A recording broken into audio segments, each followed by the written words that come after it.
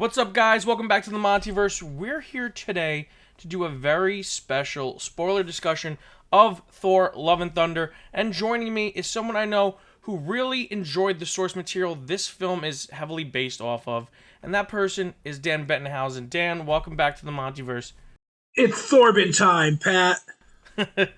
It's Thorbin time, which of course is Jane Foster's famous catchphrase from the movie Thor: Love and Thunder. Okay. It was her best one. It was the one that she whispered to Thor at the end. Right. We all know Right. that. That's canon. 100%. But Dan, we were both really looking forward to this movie because we are both really Right. big fans of the Jason Aaron Thor run of comics, which this movie is essentially based off. Everything from Thor: God of Thunder to the Mighty Thor to War of the Realms. Right. Basically, everything is kind of compacted into this movie. For me, it is my favorite Thor comic of all time and one of my favorite Marvel comics of all time.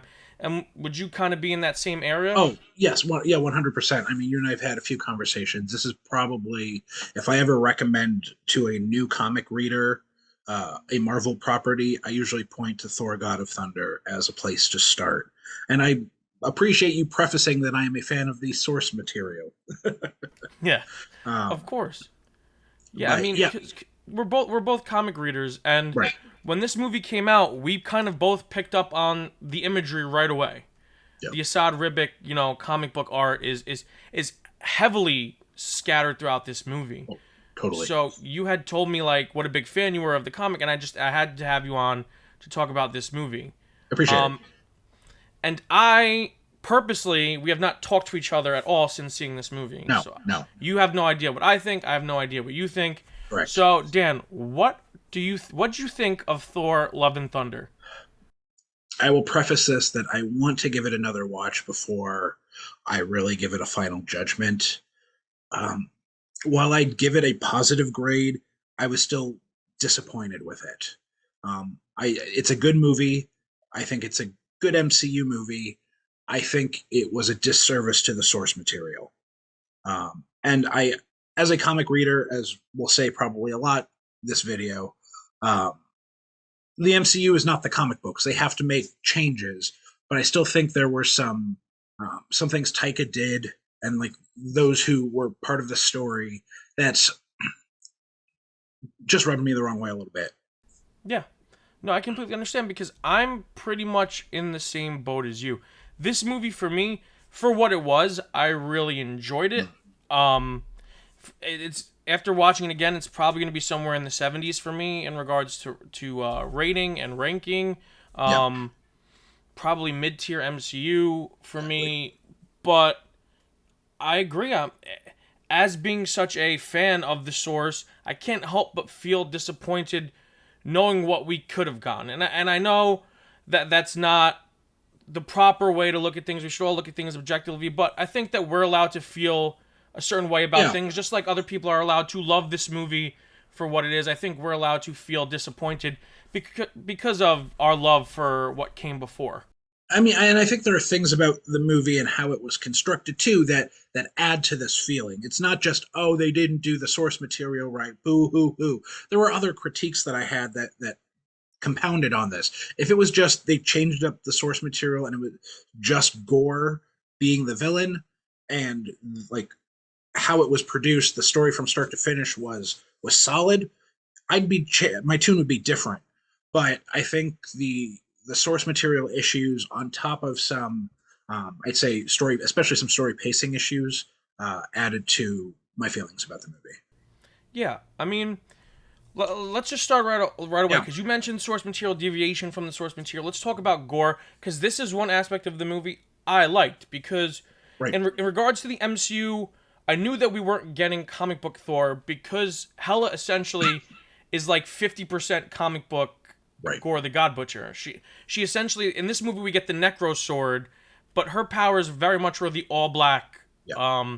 type of power set that Gorr has, and she has a lot of Gorr's best lines from the comic. The "What are you the god of again?" like that's a Gorr line in the comic. So you could tell that Taika was really a big fan of that character. So I'm not surprised that we got him next.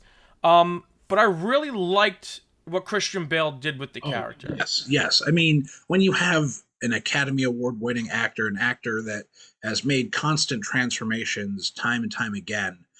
He was really a knockout pick for Gore, and he lived up to it. I thought his line reading, his kind of body movement, the use of the necro sword, how the director and the cinematographers played with light with him, and his transformation, his face transformation, were all really improved because of Christian Bale. So no, I certainly a positive of the film. Yeah, because again, that's a big deviation, but again, that's a deviation that I really liked. I liked Christian Bale. Right. My only complaint about Gore would be that I wanted more. I wanted Exactly. more Gore. Exactly. I wish we would have seen him butchering gods. Yeah, Like I mean, we get that slideshow in the beginning right, of distress signals, which are all panels from the right. comic, which was really cool to see. But I really wish we could have seen. I wish we had those scenes of him killing the Grandmaster and killing Eitri, just so we can see how big of a threat this person is, or even that battle with Sif. I would have liked to have seen us see something. Even if it was just a montage of quick cut scenes, would have been an improvement than just the oh, here's what he did. Bye. Yeah, because then later on you have Zeus kind of undercut his threat by saying, "Oh, he killed lower level gods. We don't care. Like they're nobodies." So I really would have liked to have seen more of that menace. Because I felt like we didn't have enough of him in this movie. He kind of is just there when he needs to be, and only when he needs to be. And I just wanted to spend more time with the character because I feel like he would have been an even grander villain than he was in this movie, as essentially just like a straight A to B villain that we ended up getting. I think he could have been a really threatening, dangerous character. I had no misconceptions that this was going to be a one and done appearance of Gore, unlike Loki. But because of that, I'd rather there be a bigger split and focus between what we got of him and the other storylines. And yeah, that's because I think we're in agreement as far as him being probably the best part of the movie. You wanted more of it, and I think we were shortchanged. Not just a desire to see it, but it would have serviced the film better. Yeah, and let's jump to the flip side, the second main plot thread of Yep. Love and Thunder, which of course is the Jane Foster Right. Mighty Thor storyline, which whereas Gore, I really loved what they did with him in this movie. I loved Natalie Portman as Jane Foster. I love the Mighty Thor in this movie. I think there were some slight fumbles with the way they told her story, and I don't Yeah. like. I like the portrayal of the character, and I like when we see her as Mighty Thor. But in regards to the spoiler alert, the cancer storyline, it didn't hit me every time. Like there were some like there was the hospital scene that was very emotional, and there was that final scene they had together that was very emotional. But I think I didn't like the way they kind of introduced us to the storyline and all of that. Yeah, no, I'm with you. I don't think it's any sort of knock on Natalie Portman. I agree with you. I think she was great in the role. It was great to see her back after some time. And there was improved chemistry from I'd say the first film in Dark World in this movie, which again is a boon to the film, which again makes my disappointment with the film all the more frustrating because in the end there was lots I liked. It was just less than the sum of its parts, and the execution of the aspects of her storyline was the issue, not her performance as Mighty Thor. Yeah, because again, like I basically I Christian Bale and Natalie Portman carried this movie for me. They were the two strongest performances, Mhm. and my biggest problems were how the stories were handled for both of them. Because I think if we just got a better structure overall to the film, we could have gotten a really powerful special movie. And there were just, like I said, some slight fumbling with the cancer storyline. I don't like the way that it was structured. I don't like us being introduced to it through essentially like a Darcy, like what felt like a sitcom comedy scene. I felt like it deserved something a little bit more powerful. But that's the problem with this movie. It's 100% Taika. It's unapologetically Taika Waititi, and I don't mind that. I laughed my ass off during this movie. I liked the humor. I understood the humor. It's just that I wish that he would have just reined it back a little bit at times, just to let us feel those emotional beats, those emotional story beats. He loosened the gravity in some weightier storylines, especially like you said with the cancer. And I think again, I think just priorities of what was focused on could have been adjusted.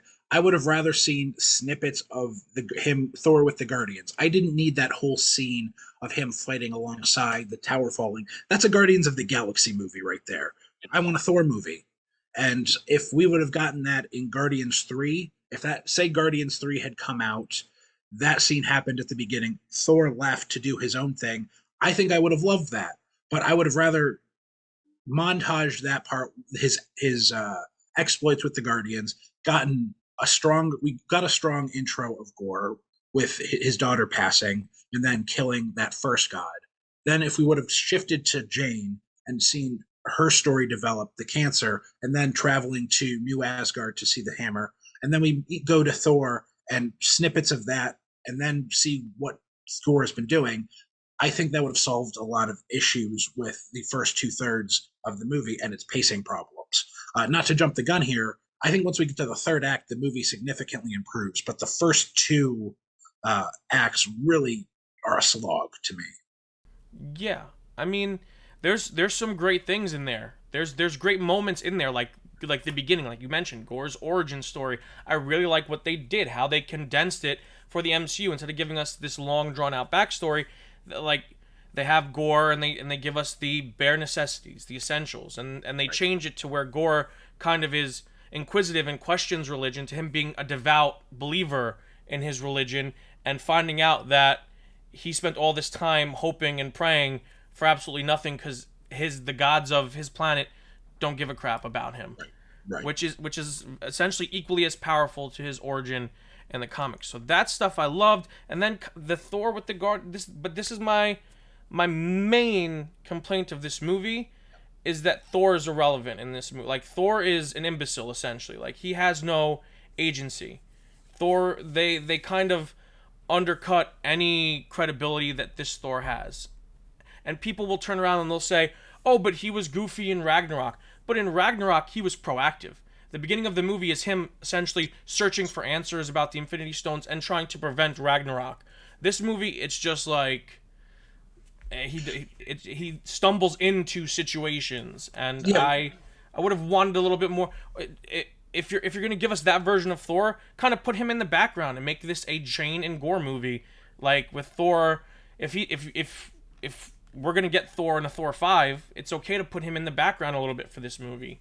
But yeah, let this be a Jane Foster story. It would have been great. Seeing Natalie come back and being the lead would have been awesome. And I think to your point, where you had issues with the cancer storyline, I don't think the execution of Thor figuring out who he was well executed. Pretty much start to finish. Like you said, it felt like an afterthought compared to some of the other stuff, and they kept trying to go back to it at the expense of the two stronger storyline like characters with Jane and Gorr. Yeah, they again, I love Chris Hemsworth now as Thor. He's been a revelation since Taika's taken over. It's just the story was a disservice. How the story was structured was a disservice. And I should say that I love Chris Hemsworth as Thor. I want to see him continue to be Thor. I don't think it's any problem of his that Thor is the way he is in this movie. I just think that the writing wrote Thor as someone who's just kind of lackadaisical and in like this college fraternity phase type of thing where he's just off discovering himself, traveling the world, the universe, discovering himself. But those are essentially our three main storylines, our three main characters. Another thing that I loved, but I wish we got more of, was King Valkyrie. We were teased we were going to get a lot of King Valkyrie's backstory. They were going to be looking for a queen, and we didn't really get any of that. And the important backstory stuff that we should have gotten from her, it was just Korg kind of spewing exposition at us. So I Yeah, didn't no, really feel that either.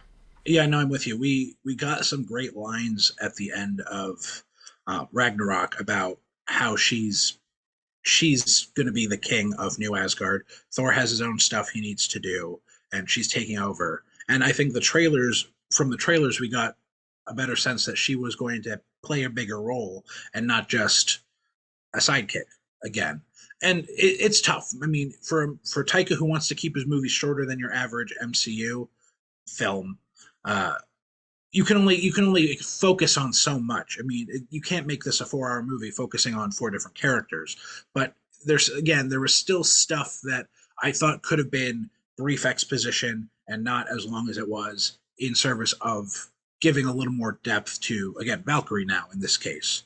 Uh, and maybe you need to add 10-15 minutes would have helped, but that's not what we got. Yeah, I mean, I love things I love about Valkyrie. I like that she's kind of bored of the bureaucracy Right. and the kind of the fact that Asgard has become this tourist attraction, and she's built it up this way to increase the revenue stream, and now Asgard is thriving, New Asgard, as opposed to the little fishing village we saw in Avengers Endgame under Thor's leadership. Valkyrie has turned it into this beautiful place where aliens and humans of all different species and varieties can gather together and be part of this larger community. The one thing I will say is, did you notice when you watched the movie that there is an ice cream shop based off of the Infinity Gauntlet Yeah, yeah. What called was it? The Infinity Cones, Infinity right? Cone? Can you imagine being in universe and like having you essentially died for 5 years, and then you walk down the street and see this monstrosity reminding you of the biggest trauma of your life? Well, I mean, I if just found that so if you're part hilarious. of the TVA, it's not that big a deal. But Yeah, that's true. That's true. But that's something that, like, I turned to Nikki in the theater. I'm like, how, like, that's a funny reference, but like in universe, that makes no I mean, sense. you know me as a master of puns, that supersedes everything. That's true. A good pun can cure all Yeah. things. So I like But yeah, that no, I mean, yeah. To your aspect. point, yes, no, I'm with you there though. To your general point. Yeah, that was a fun aspect of Valkyrie's character. That's a new side of the character that we didn't get to see before. So I liked that stuff. And like I said, there's a lot of this movie that I really enjoyed. Another thing that I enjoyed was Korg. Yeah, And then this movie gave us a little too much of Korg, by my taste anyway. I mean, honestly, Korg is a great character. Taika does his thing with him. Jumping ahead a little bit, there's a scene where Zeus appears to kill him. I kind of wish he stayed dead. Me too. Me too. Not that I want Korg dead, but give this movie some more stakes. That Zeus is an ass. He shot first. He whether he was Greedo or Han in this situation, he shot first, and that adds to any future beef, which I'm sure we'll get into a little bit later, between Zeus and the Asgardians. Let Korg's death be the first shot in this future war. And it also would have been a bit of weight to the movie. It would have given us stakes and agency, and like, wow, they had a four-person team, and now they're down a person. So Right. now they're even more screwed than they were when they started, and you kind of lose that comedic, and because unfortunately Korg really doesn't add anything after that to the No, story. it's strictly comedy. Which again, if you're, I'm a Taika fan. I enjoy the comedy, but as we mentioned earlier, it takes away the weight of some of the more dramatic themes that were still trying to be executed. Yeah, because it's hard for them. Like, you have that scene with Thor and Jane on the boat, which should have been a really beautiful and romantic scene. And there is that goofy awkwardness, which is okay because Yep. they're essentially two exes finding each other again, just happened upon each other again. And then After you 8 undercut years. that. Oh, sorry, go ahead. I would say after 8 years. Yeah. And then you undercut that immediately with, like, the Korg and Valkyrie stuff in the bar. And I'm like, I wish we would have just let that breathe for a couple of seconds, you know? Also, too much goats. Yeah, the goats. Some Many people love goats. the goats. I've heard people told me they found the goats hilarious. From the second they were on screen, they did absolutely nothing for me. There was about, at the very least, 50% too much goats. Yeah, If you would have cut it in it's a- half, I might have been on board with the goats screaming, but Yeah. there was just too much goat screaming. It's such a dated joke to add to the movie. Well, it was confirmed that he got the idea based on the Taylor Swift meme, the "I knew you were trouble," like, and then the goat screaming. Um, that has Fair been enough. confirmed. I'm a T Swift fan, but this makes me wane on it. Too much goats. So now that we got all of the main characters out of the way, Yeah. I do want to mention the visuals of this movie because Oh yeah, visually this is a gorgeous film. a Thorgeous film, It's a Thor. or It's a or a gorgeous film. Gorgeous film. Either way, Gorgeous film. It's Either way. fantastic. Ouch. You better add some fanfare sound to that. Now. I will. Everyone, that's a reference to. I didn't mention this in the introduction, but that's a reference to Dan's podcast, the Fancast It 4 podcast. It's wonderful. Everyone should go check it out on YouTube and wherever you listen to your podcasts. Appreciate it. But like this movie, the visuals and the sound design and score are so For sure. well done. Like For that's sure. where I think this movie excels, and what helps elevate it beyond just a regular like lower tier to mid tier MCU movie to in that like a higher 70% for me. The stuff in the Shadow Realm, which by the way, I'm glad that no one from Yu-Gi-Oh is going to sue. It does exist in Marvel Comics, but there's only one reference to it ever. Why they didn't call it the Necroverse is beyond me. But all of that stuff, like that whole scene, was gorgeous. It was stunning. I loved it. Yeah, no, again, really kind of that intro into the third act where it shifts from black to white, and the only things you're seeing are like the yellow of the lightning bolt, the yellow of Gore's eyes. That shift was extremely effective. I mean, granted, everything leading up to it, gorgeous, awesome, amazing, loved it, but really that was an extremely effective use of black and white. And really something I don't think we've seen in the MCU yet, if I recall. So glad we got that here. Certainly improved my feelings on the film, that those fight scenes. To give the goats a little redemption, the scene where the goats ran into the moon was objectively hilarious. But that was the one thing I will give credit to the goats for. And that's really the first time we kind of cut the humor for a little bit, because when Gorr has them all bound, and he's essentially taunting them with their own like fears and problems, it's a very dark scene, and you kind of feel the claustrophobia that they're feeling, and it's like, wow, he really just took out three of the strongest beings in the MCU like it was nothing. And Okay, sorry, I'm not jumping a little bit, but in here, I did not feel the stakes of the kids being captured. I thought that was also, I don't think we needed that. I really don't think we need the kids being captured as an issue. I think Gorr killing gods and being evil would have been fine. I think we wasted too much time with the weird like Heimdall vision with Thor coming into the cage. I thought that stuff that could have been cut or just removed completely and kept with the stakes we had, which I thought still would have been just as effective.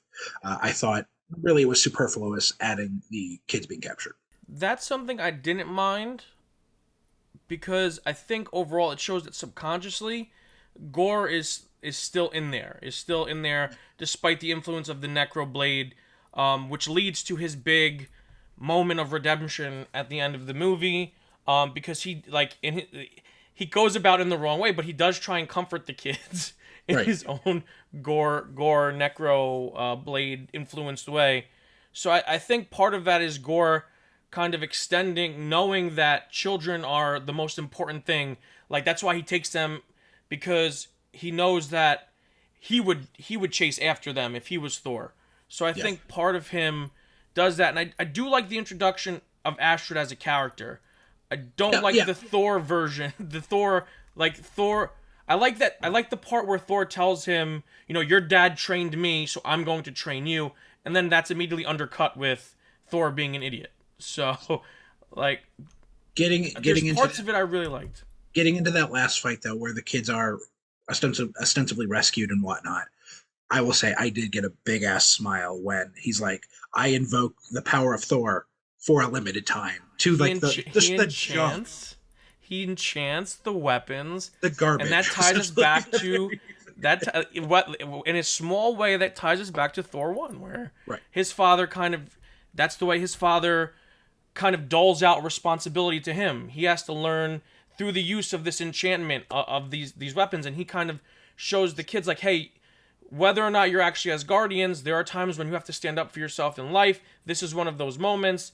It's a very on the nose play on that, but I really liked that part of the movie. That was some campiness that was effective for me, and like I said, added to why I really love the third act. Yes, the third act was incredible, but before that, one of my favorite scenes of the movie, and I think one time where I think the emotion really hit hard and I felt it, was that hospital scene where Jane kind of collapses when they return back to Asgard, and Thor is essentially begging her like, hey, don't do this. Because I love you and you love me. Let's fight this together. And that's really one of the only times in the movie I really felt the disease. Because as someone who's lived through this, and as someone who's had very personal feelings about cancer as a disease and what it does to a person and how the people around you experience it and how you as a person experience it, that's the first time to me it really hit home. That and the end of the movie. Yeah, by no means have I gone through your intimate experience with it, but I mean, cancer is a disease that while it ravages the one person, it ripples out into everyone close to that person. And I agree with you. It was certainly felt in that scene.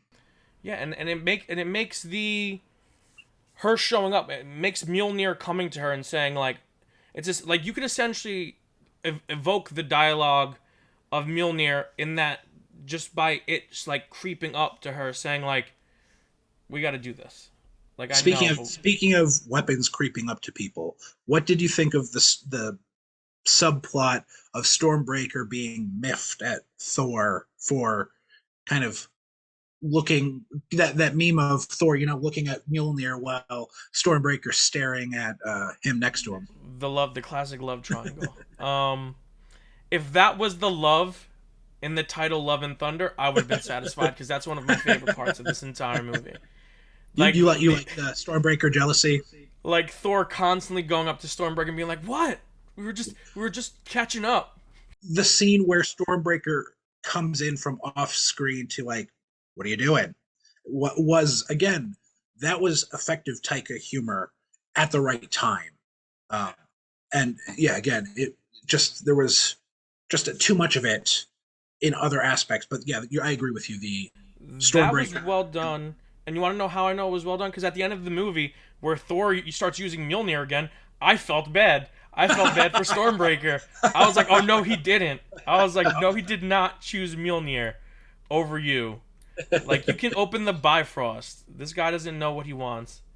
Groot cut off his arm to make Stormbreaker for you, you sick person. But yes, was one of my favorite parts of the movie, and that is a huge landing of the comedic aspects of Taika. And I think not only that, but it enhances the characters, and it makes the world feel special in the sense of weapon. It gives all the weapons personality. So when they go to Omnipotent City, which again is something else ripped directly from the comics, and it's designed off of Asad Ribic's artwork, and each god has their own weapon, it kind of gives more weight to that and shows you how special these weapons are of the gods. And because you have the two hammers, you have the lightning bolt, you have the necro sword, and we get a lot of world building in regards to that aspect of the MCU. Well, so we hadn't touched on it yet. Omnipotent City, big part of the film. Just in general, did this work for you? Did the scenes work for you? Did Russel Crowe as Zeus work for you? I really liked Russell Crowe as Zeus. His Greek accent was so hilariously both good and bad at the same time that it was great. It was campy. It felt Taika. Yeah. Yeah, and I kind of like this, like it shows us in a very small dose that this is a epidemic with the gods of the MCU. They're all pretty much these lazy, hedonistic, derelict people who have no sense of responsibility or duty, except for some gods like Thor and Valkyrie, Well, I guess she's not really a god, but there are I some think gods out there who are doing their duties. Where I think that is my issue with it. I kind of wish we'd gotten a scene like before the big battle in Rogue One, where you had people like, i.e., Zeus, like saying, "What are you talking about? We can't go against the Empire. That's suicide." And then have some other gods outside of like the main cast being like, what is she proposing?" You know, like some, at least even if it was just a couple saying like, "Oh, maybe we need to take this seriously." I just can't believe that every single god, unless they're so afraid of Zeus, some wouldn't say, like, at least have some curiosity. I don't think it's fear of Zeus. I think it's fear of the Necrosword and fear of doing something that would put. They're so arrogant Yeah, that they're so arrogant and they're so high on themselves that all they want to do is just eat and drink themselves to then through eternity and not have to worry about anything. They have no sense of responsibility. They don't answer people's prayers anymore. They don't care about the people. That's kind of what I've got from that. And I think if they were to intervene in the final battle, I think it would have undercut the intimacy of it, and it would have ruined Gorr's change of heart. Because if the gods were to come, then Thor could just say like, "Look, the gods aren't bad. Like, don't do this." But instead, it's about love, and at the end of the day, it's about choosing love over hate. And right. I think if the gods were to show up, you would lose a lot of that at the end. Yeah, I think again, it comes down to, I think the scene was also a little long as Yeah. well. I'm not sure what you'd cut. I really don't. Yeah, so I'm just complaining. I'm just complaining. Well, hold the phone there. uh, whew, I'm joking, women of the internet and men and and damn, anyone who is interested in Chris Hemsworth's ass. which it I should be want you to have that. should be everyone, but Yeah. you know, I mean, it's a great ass. Let's be honest. but not America's ass. It's what? No, Pantheon's that's ass? the universe's ass. America, we have one ass, and that's Chris Evans. Okay. Um, yeah, and that again, more where the humor came in, the like what we got from the trailer of that scene while it was blurred out, but Valkyrie and Jane's reaction still hit. So a lot of it was good. Uh, I think really, and I don't think we're going to talk about it quite yet, but what we get in the end credit scene is what I cared more about than anything we really got in this scene in the film. I said this in my non-spoiler review. I said that I was more excited about Thor in Thor 5 during Thor Love and Thunder than I was about Thor in this movie. Right, Thor the character, not Yeah. the franchise. Thor the character, because again, like I really wanted this. To me, this movie would have been better if it was two movies. Like I really would have liked this story because it feels like someone on Twitter said that this movie felt like the junior novelization of the Jason Aaron run of Thor, and I thought that was such a great. I don't remember who said it. I'm sorry if that's you. No, it makes sense. Makes sense. I give you full credit whoever said that, but it just hit me because I'm like, yeah, you're right. It took everything, and it smushed it into one movie, and I don't think we should have smushed everything into one movie. Right. Like a Thor, like this movie, I feel like should have been Gorr the God Butcher, and a Thor 5 should have been like a journey of the Mighty Thor, Beta Ray Bill, Thor Odinson, and you just kind of have this like buddy cop movie, and it would have been so much better because then at the end of like that movie, the whole message of that movie could have been what it means to be a Thor, and this movie could have been all about the gods and the God Butcher, because part of the God Butcher story arc that I love is that it makes Thor question himself at the end of the day, and that's eventually what makes him unworthy in the comics. And that's I know it's a different emotion being expressed, but I got very similar vibes when Jane whispered into Thor's ear about what her catchphrase was to when in the comics Nick Fury whispers to Thor that Gorr was right and ultimately was what made him unworthy and unable to wield the hammer, which allows Jane to then wield the hammer in the comics and so on and so forth. Little nerd bomb there for y'all, but just yeah, having kind of contrasting that though, Jane whispering into Thor's ear was a reminiscent scene, despite it being an opposite effect. Yeah. And it would have been nice, instead of having like Thor grab Mjolnir and lift it halfway through the movie, and he's like, "Oh, just check in." It would have been nice if in that moment he picked it up, Yeah, and it would have been like, after everything he's been through, he's still worthy, and he could still wield this hammer, and he picks up both hammers and he leaves. You and I know, think it would but have been similar to a similar effect to Chris Evans, Captain America, having the hammer call to him at the end. It's like, oh, Captain America's worthy. Oh, Thor is still worthy in this. So yeah, no, I agree with you.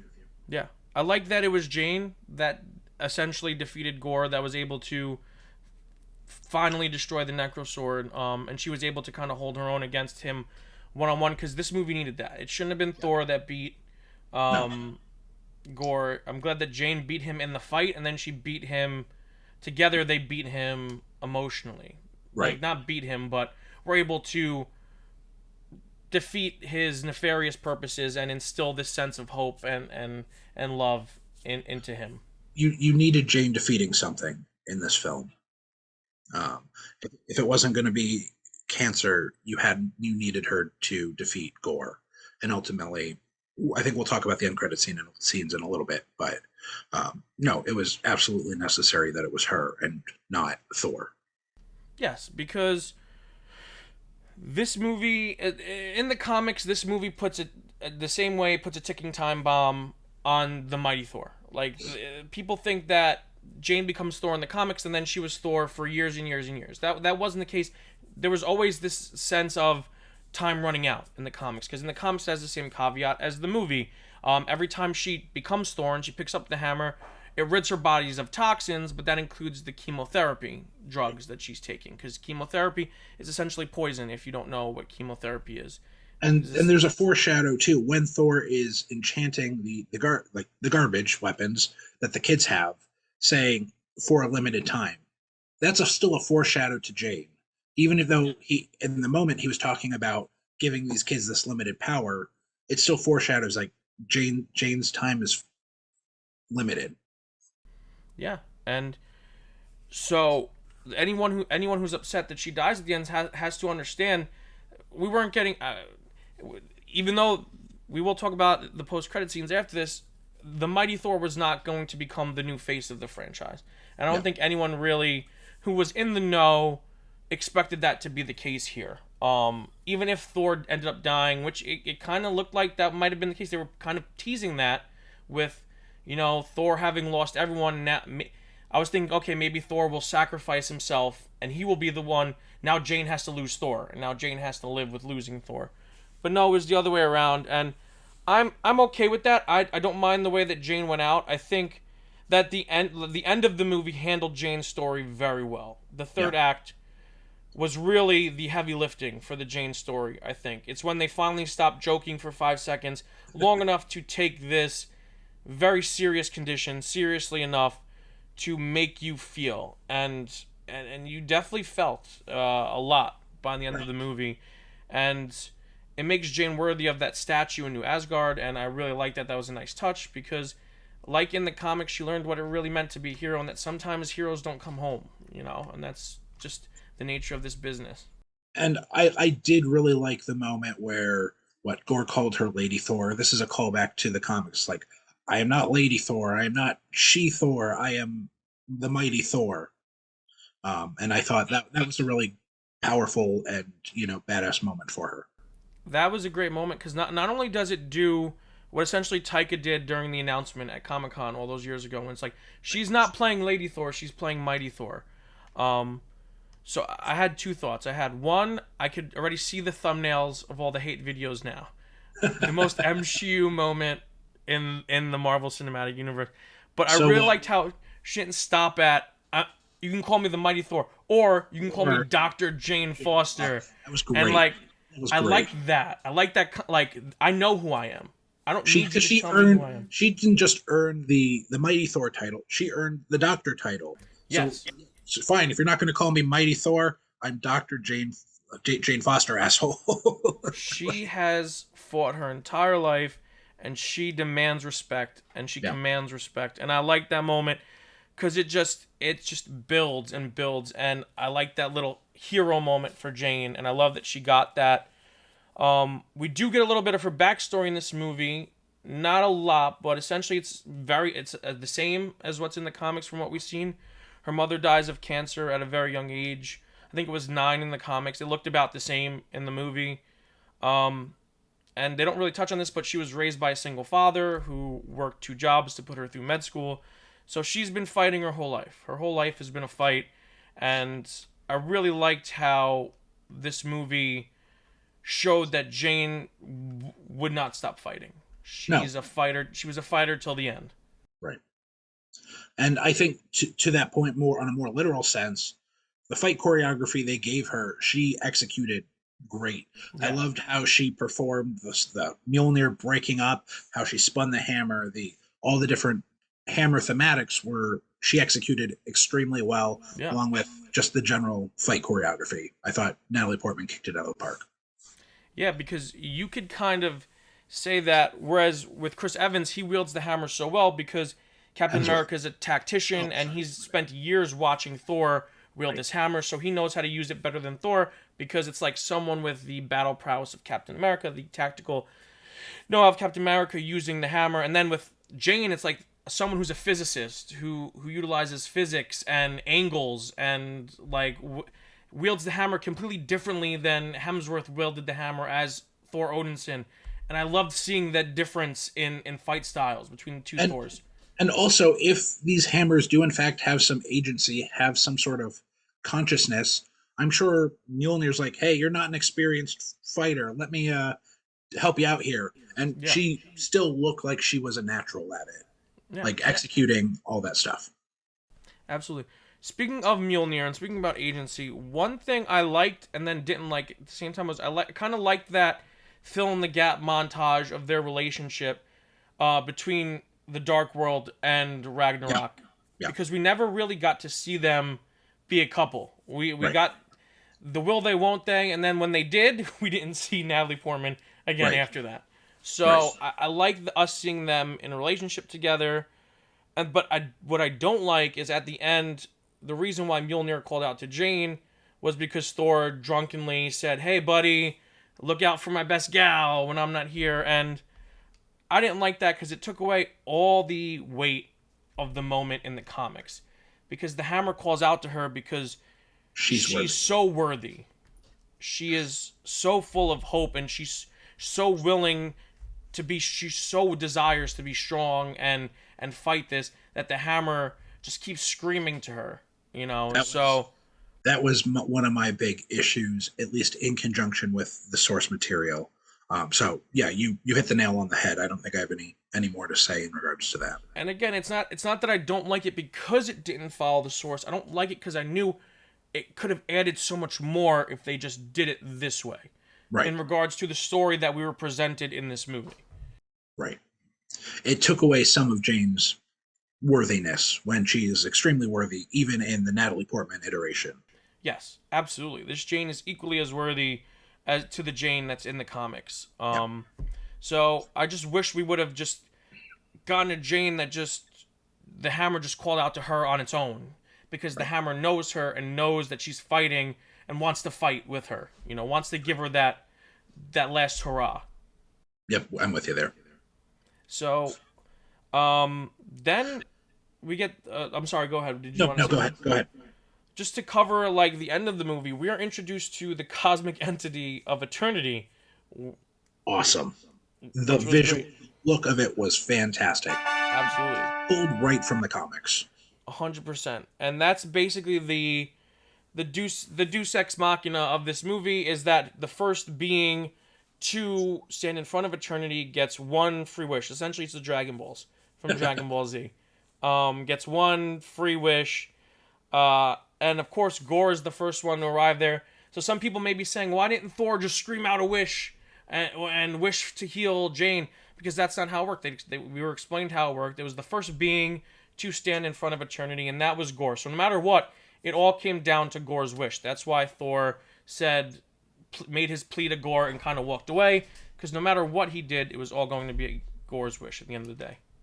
That I think my favorite part of the whole movie was that dialogue between Thor and Gorr, where Thor's like, "You won," and he turns around, and Gore's like, "Don't turn your back on me." And Thor's like, "Why would I spend any more time looking at you when I know what you are going to do and not be with the person I love the most?" That I think was the absolute pinnacle of the film. Yeah, this movie did more for Thor and Jane than any of the other MCU appearances. And you really felt their love in this movie, which is not something you felt in either of the other movies. No, the chemistry was bad in the first two movies. It was terrible. And it was just a complete 180 in this movie. These actually felt like two people who were painfully in love with each other, who were destined, you could say destined to be together, or just, they had this connection that was so strong Cosmic. that they were on a path of, they were going to collide again no matter what. They were always on a collision course with each other no matter what, and you really felt that in the movie. That's one thing this movie did extremely well. It gave that relationship a lot more weight and a lot more depth. Yeah. And yeah, ultimately what we get then is Mighty Thor disappears, and we see that Gorr is changed, and he ultimately wishes for his daughter to return. Which I liked. It would have been. I don't think it would have been fitting to the rest of the movie if that wasn't what happened. I think my big issue just with the conclusion and everything we get after that, with Thor then essentially agreeing to raise her and that she be his purpose, isn't. If I look at this movie in a vacuum, I have no problem with it. I think just as we look at pop culture recently, there's this big trend with the hero taking on a child or an apprentice.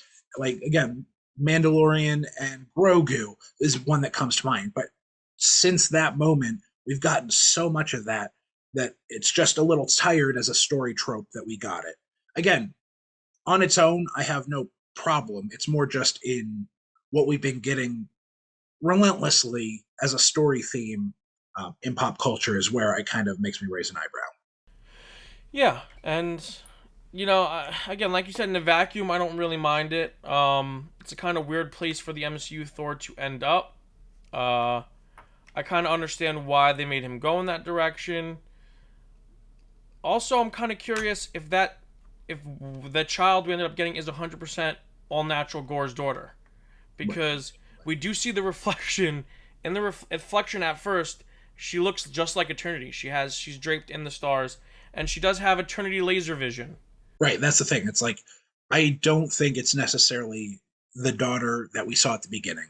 Yeah. I think it's a facsimile that is not supposed. I don't think it's supposed to be malicious. It's just that is how Eternity can take its powers and make his daughter return. Probably has all the same memories.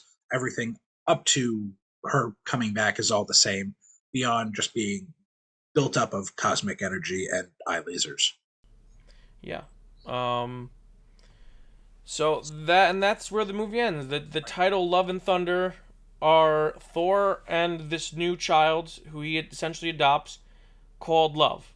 Right. And that's where the movie ends. But before we talk about the post-credit scenes, I do want to mention one thing. I did catch this and I freaked out in the theater. Daryl from the Thor one-shot was in this movie. The one where he lives in Australia with Daryl. And I laughed my ass off. So I'm like, does that mean this short is canon? Because his name is even Daryl in the movie. It must be.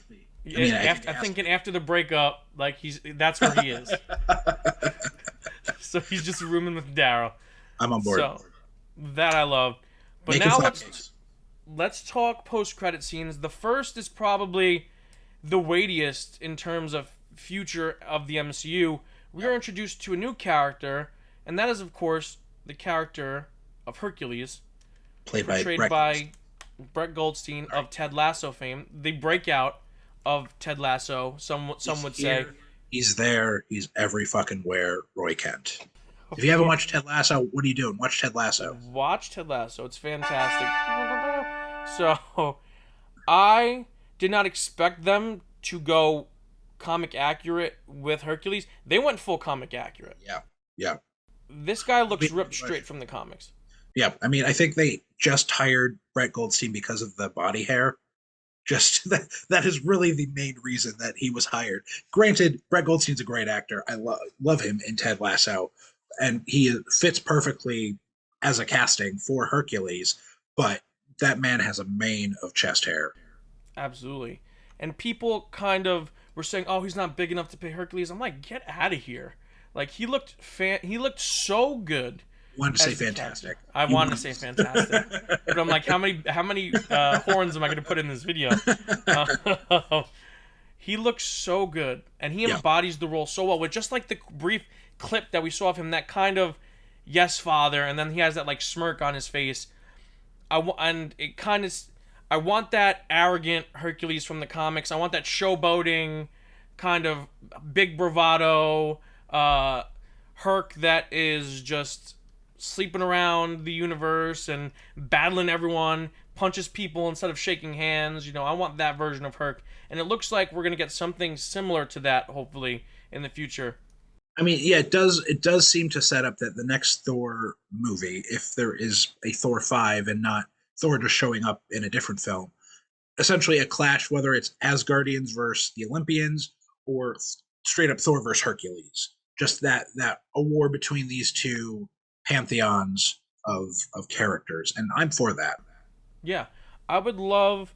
But well, before I get into what I want to see, I should probably break down that Hercules, as many of you know, is a character from Greco-Roman mythology, but he's also a very important character in the Marvel Comics universe. He is an Avenger. He's been on teams called the Champions, and he is a very important. Started out as a rival and antagonist to Thor, but became a very important hero in the grander scheme of the Marvel universe. Maybe and he makes to hero. Zero to hero, yes. From Disney's Hercules. Did he go the distance? If can you just imagine if we get that? Because legally they can. The Hercules Disney movie. I mean, MCU is owned by Disney. Like maybe we have some multiversal crossover between the two Hercules. Yes. I'd pay lots of money to see something like that happen. Or maybe just Tate Donovan will just cameo in the next movie. Kevin Feige, give me a call. We can talk. We can talk. That'll be on the next episode of the Fantastic Four podcast. It'll be in the next pitch. But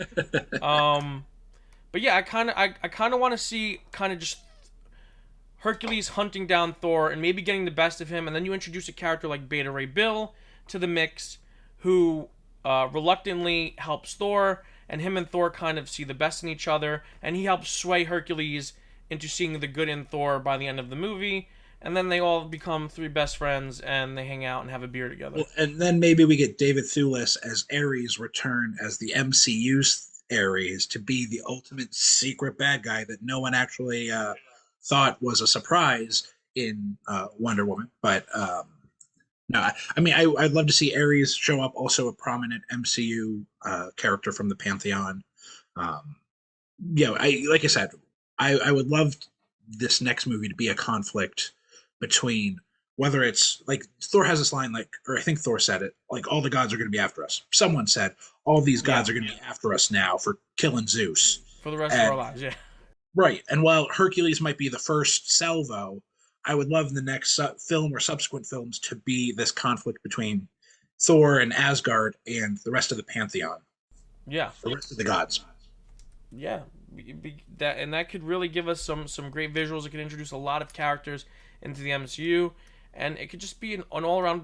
That's a movie that I think is more suited to Taika's style than I think this one was. The stories behind this one. Because I think that could be a really fun adventure film, as opposed to this one where I wanted a bit of a drama character study, and if we were going to do humor, I would like maybe do 50-50.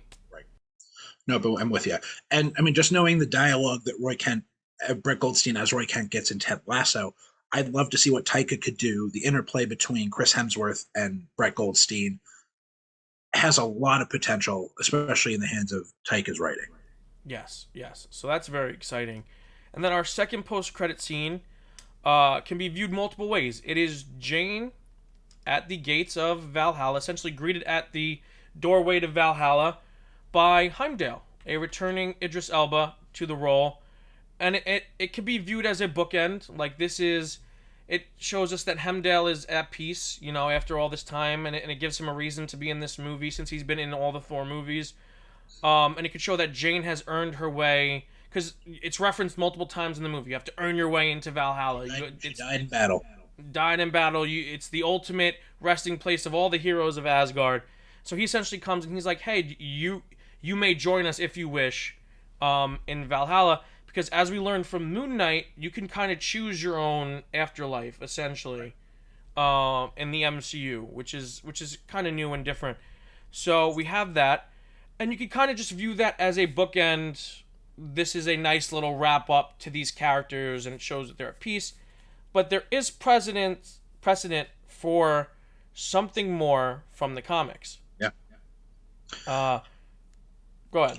I lean towards it's a bookend. Yeah, me too. Would I love to see Jane Foster as Mighty Thor or as a different version of Valkyrie come back, her join Valkyrie in the ranks of the Valkyrie? That'd be awesome if we're going with comic lore. But I don't see Natalie Portman. I think Natalie Portman was like, I get to finish out this character in a badass way. I don't see her returning. I hope I'm wrong. But if I had to put money down, I think this is a bookend. Yeah. Here's the thing. I don't see Natalie Portman ever coming back. I think she did this. She got her badass film. She got her high caliber MCU film. She got her movie moments. She's got her cool mom moments. You got her due. So I don't see her coming back just because she's Natalie Portman. But if they wanted her to, they kind of left the door. Or if I think more if she wants to. Yeah. I think if she wanted to, they left it open. Like, so for those of you that don't know, me and Dan are talking a little inside baseball here. In the comics, Jane Foster is revived before she enters Valhalla completely, and she comes back as a Valkyrie with a new weapon, with essentially a destroyed version of Mjolnir from the Ultimate Marvels universe that becomes the all weapon. A weapon that could make multiple weapons on her arm, and she becomes a Valkyrie, and she joins the Valkyrie Corps, and she becomes an Avenger again, and she becomes a hero again as a Valkyrie. So this is kind of what that sets up if the MCU wants to go in that direction in the future. Right. Like I said, it'd be cool if they did, but I'm very pleased if this ends up being the bookend for Jane Foster in the MCU. It's a nice way to close the book on her, and to close the book, because we could just, all the characters we lost from the Thor franchise, which were a lot, we could all imagine them enjoying life in Valhalla. I do have to go back. Again, I'm trying to find as much positive about the movie as I can. And to be fair, I think we've talked about a lot we've liked. One moment I really thought was funny was Korg being like, he lost his mother, then his father, then his brother, then his brother, then his brother again, and then like this guy, whoever that guy is talking about, whoever that guy, Warriors 3. that guy is, talking about the Warriors 3. Like I thought that was so that kind of fast-paced montage moments are what I wished we'd gotten more of in earlier parts, so we could focus on Gore and Jane more. But yeah, just wanted to make sure that comedic moment. And that's great comedic writing by Taika, because not only does it reference the real-world fact that most people don't even remember who they are, but it also makes sense that Korg doesn't know their names because he never met them. Right. He met Loki, he met Thor told him about his father and his mother, but he never met the Warriors 3, and Thor never talks about them. He only talks about Heimdall, so... And we also had two different Fandrels. Yeah, of course. One of them became Shazam. Which it would have been a fun meta comment on if they had said like this guy who happened to look like a different guy at some point or whatever. But that's a nitpick. Yeah, and there's that. We also get the return. We didn't mention the return of Lady Sif for all two scenes that she was in. Right. Jamie Alexander. I'm glad she didn't die, so that's a plus. But like, kind of awkward. Like, hey, Sif, you didn't die. You're not going anywhere. Sorry. That was an awkward conversation. That was a terrible conversation. That joke really didn't land for me. especially having But lost. I'm glad she didn't die because everyone assumed she would. Right, right. You know. So hopefully we get more of her in Thor 5. But Yeah. my guess is she might. I mean, if Korg's back and Valkyrie's back, she might be kind of filling in for that fourth spot that Jane had filled. Along of the child. And I kind of like how she's taking on that mentor role to Astrid. Like I said, because I really like them bringing him in as someone who could access the Bifrost and use Heimdall's powers. I thought that was really cool. I didn't mind that at all. I actually really like that. Yeah. But I think we covered a lot. Thunder. We covered a lot. Yeah, I think all in all, you could tell there was a lot we liked about this movie. Yeah. I think just in the end, the large sum, or the large parts did not equal a strong sum. If that makes sense. There were so many pieces that were strong and great, funny, serious, and whatnot, but put together, it was a wonky puzzle. Yeah. The pieces were The pieces are vivid and gorgeous, and some of them fit together perfectly, and some of it makes a beautiful image, and then there are some pieces that just don't fit, and so when the puzzle's put together, it's just not perfect, and it's a little misshapen, and it's not as stable as we'd like it to be. It was like two puzzles put together. Yeah. That just felt strange. Yeah, but overall, we did enjoy. As you could tell, we did gush. We did spend a lot of time gushing about all the things we loved. Right. There were just in the beginning, we just had to get some nitpicks off of our chest. I think there were a couple things that were bothering us. Yeah, a lot of this is framed in our love of the source material, and I'm sure if we watch it again, if on some reflection, maybe our thoughts change on another view. But at least after this first viewing, this is where my head was at. This is where Pat's head was at, and yeah. Yeah. I mean, listen, in my non-spoiler review, I said it was a 6 out of 10 for me. I'd probably bump that up to a 7.5 out of 10. Now that I've kind of accepted the movie for what it was, and accepted that I had expectations. This movie's job wasn't to deliver on my expectations, but that doesn't mean that we should give it credit where credit is not due in regards to some of the story points that I wasn't a huge fan of the execution of. Yeah. Agreed, 100%. All right, guys. So I think that's going to be us. That's going to be it for us. Dan, where can the people find you? As mentioned earlier, you can find me on a attempted bi-weekly podcast called the Fancast at 4 podcast. Otherwise, as a sometimes guest here on the MontyVerse, I'm on Twitter at dhouse77. Give me a follow if you want my thoughts on whatever. You'll be severely disappointed. And you guys can find me here on the MontyVerse. You can find me on social at the MontyVerse everywhere. Socials are being social. And if you're new to the channel, subscribe and hit the like button on this video. Don't forget to hit the notification bell to stay up to date on all of our latest content. Drop a comment down below. Let us know your thoughts on Thor Love and Thunder. Did you like it? Did you not like it? What are some of the things you loved about it? What are some of the things you didn't like about it? And until next time, guys, stay versed.